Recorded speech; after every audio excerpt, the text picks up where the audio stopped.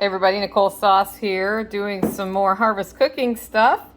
And today I'm making salad dressing. And the first thing I always start with for this particular dressing is a nice balsamic. So we just pour that in there in the mason jar. Yep, it's a lot of balsamic. Used it all up. Then I add, I'm going to blurp it in. It's really hard to do this with one hand while you're holding your phone, but you put in mayo. And I'm going to pause it while I put in the mayo.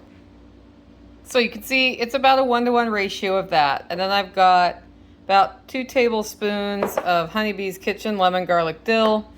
It's got dill, it's got garlic, it's got lemon zest. But for me, there can never be enough garlic. So I mortar and pestled this garlic. I freeze dried it before I did that. So lots of garlic.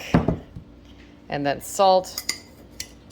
I just do a couple little spoons of salt and pepper. Pour that in.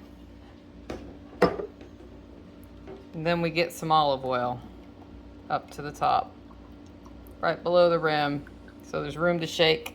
Then we're gonna put the lid on and shake it, shake it, shake it, shake it, shake it.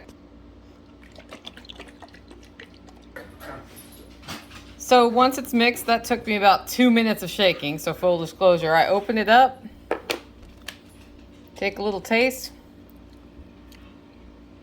Perfect. Sometimes I add salt, sometimes pepper, but that is a delicious salad dressing.